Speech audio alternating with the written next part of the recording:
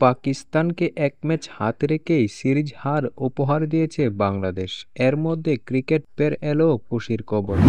ICC প্রকাশিত সর্বশেষ টি-20 র্যাঙ্কিংয়ে বড় সাফল্য পেলেন টাইগার পেসার মুস্তাফিজুর রহমান। এছাড়াও শেখ মেহেদী হাসানও বড় লাভ দিয়েছেন এই র্যাঙ্কিংয়ে। পাকিস্তানের বিপক্ষে দারুণ পারফরম্যান্সের সুবাদে মুস্তাফিজ এগিয়ে এসেছেন বোলারদের র্যাঙ্কিংয়ে।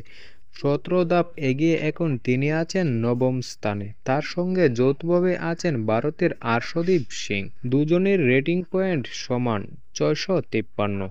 পাকিস্তানের বিপক্ষে সিরিজ জয়ে বড় অবদান রেখেছেন মুস্তাফিজ। ৩ ম্যাচের সিরিজে ৩টি উইকেট নিয়েছেন মাত্র ৭ রান গড়ে।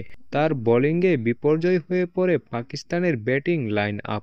এবার সেই পারফরম্যান্সের পুরস্কার মিলল আইসিসি র্যাঙ্কিংয়ে। উজ্জ্বল হয়েছেন আরেক টাইগার অলরাউন্ডার মেহেদী হাসানও।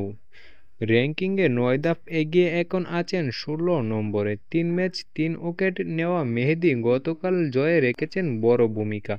তার বোলিং ফিগার ছিল ২ উইকেটে ২৫ রান, যা বাংলাদেশের ৮ রানের জয়ে বড় ভূমিকা রাখে। এদিকে ক্যারিবিয়ান অলরাউন্ডার রুস্টন চেস দারুণ ইনিংস খেলে অলরাউন্ডার র্যাঙ্কিংয়ে উঠে এসেছেন দ্বিতীয় স্থানে।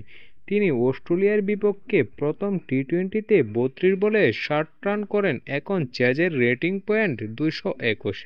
তার উপরে আছেন শুধু ভারতের হার্দিক পান্ডিয়া। অস্ট্রেলিয়ার ক্যামেরন গ্রিনও উঠে এসেছেন ৮ ধাপ এগিয়ে ২৮ নম্বরে। তিনি প্রথম ম্যাচে হাফ সেঞ্চুরি করে ম্যাচ জেতান দলকে।